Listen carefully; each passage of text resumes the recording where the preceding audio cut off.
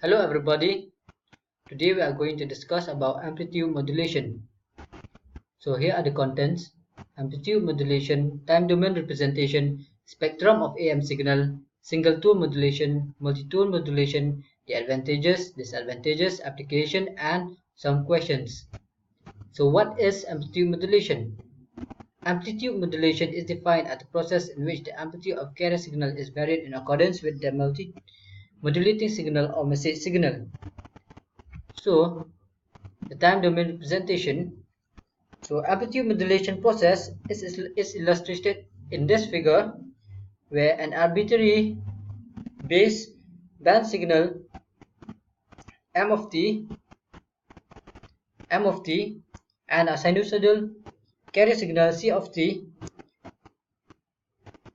and an amplitude modulated wave in the form of domain s of t. So the frequency of the carrier has been assumed to be much higher than the highest frequency present in the baseband signal. So as we can see, the frequency in the carrier signal is much higher than the frequency in the baseband signal. So the following two conditions for good modulation are: the amplitude sensitivity of the modulator should be less than 1 in order to get a good modulation. And in figure 2, when the amplitude sensitivity of the modulator is larger than 1, the envelope of the resultant modulated signal no longer resembles the baseband signal. So this is called overmodulation, and it is depicted in this figure. So this causes a phase reversal of the carrier every time the factor 1 plus Ka multiplied with m of t crosses 0. Thus, in order to maintain a one-to-one relationship between the envelope of the AM wave and the modulating wave, one has to avoid overmodulation. So, as you can see, this is the overlapping area which we have to avoid in order to avoid losses in the carrier signal. So, spectrum of AM signal. In order to obtain the spectrum of amplitude modulated wave described in this figure, in this board figure, one has to find the frequency transform of the frequency transform of m of t, c of t, and s of t. So the Fourier transform of m of t is m of s,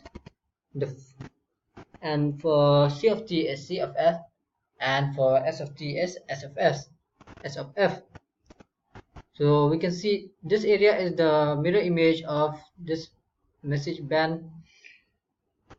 baseband signal, and also minus fc is the mirror image of the carrier signal, and this area is also the mirror image of the AM signal.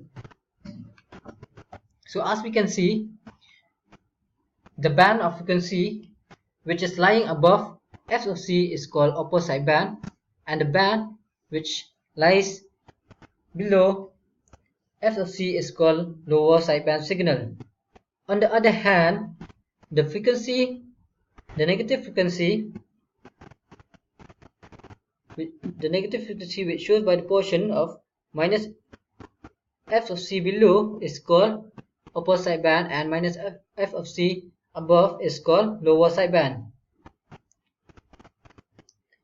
So for positive frequency, the highest frequency component present in the spectrum of AM wave, which is f of c plus w, and the lowest component, which is minus fc and minus w. So the difference between these two extreme frequency is called bandwidth. So the equation of bandwidth is Bt equal to twice of W, where W is the message baseband signal. So single tone modulation. So as we can see, as we know, a single tone modulation consists of only one tone or one single tone or a frequency component. As we can see, this baseband signal consists of one frequency. Also, this carrier signal consists of only one frequency. Similarly, this AM signal also consists of one frequency. And from the single tone modulation, we can find the modulation index, which is defined as the ratio of amplitude of message signal to the amplitude of carrier signal. So as you can see, the equation is AM divided by AC. We can also write in terms of Amax and Amin, which is shown by this equation, Amax minus Amin divided by Amax plus Amin, where Amax is the maximum amplitude of the modulated carrier signal and Amin is the minimum amplitude of the modulated carrier signal. So as we know that the modulation index should not be greater than 1. Instead, it should be less than 1 so that there is no loss in the carrier signal. And also, AC should be greater than A1 or than AM in order not to overlap the signal. And also, for getting an optimum condition for AM modulation. Multi-tone modulation. In multi-tone modulation, modulating signal consists of more than one frequency components, whereas like in single tone, as we have discussed, consists of only one frequency component. So as you can see in figure, the frequency is more than one. So now the advantages of amplitude modulation, they are the generation and detection of AM signals are very easy. It is very cheap to build. Due to this reason, it is most commonly used in AM radio broadcasting. So the disadvantages are the amplitude modulation is wasteful of power, and also it is wasteful of bandwidth. Amplitude modulation is widely used in AM radio broadcasting. So now friends, I am going to discuss this question which says that why is more power required in amplitude modulation? More power is required during modulation because amplitude modulation signal frequency should be double than modulating signal or message signal frequency. Due to this reason, more power is required for amplitude modulation, so sidebands are also transmitted during this transmission of carrier signal. So the question number 2 says, what is the use of amplitude modulation? So amplitude modulation is a modulation technique used in electronic communication, most commonly for transmitting information via a radio carrier signal. In amplitude modulation, the amplitude of the carrier wave is varied in proportion to the waveform being transmitted. And question number 3 says, what is the frequency of AM? So the frequency of AM is 1340 kHz. Number 4 says, what is the range of bandwidth in AM?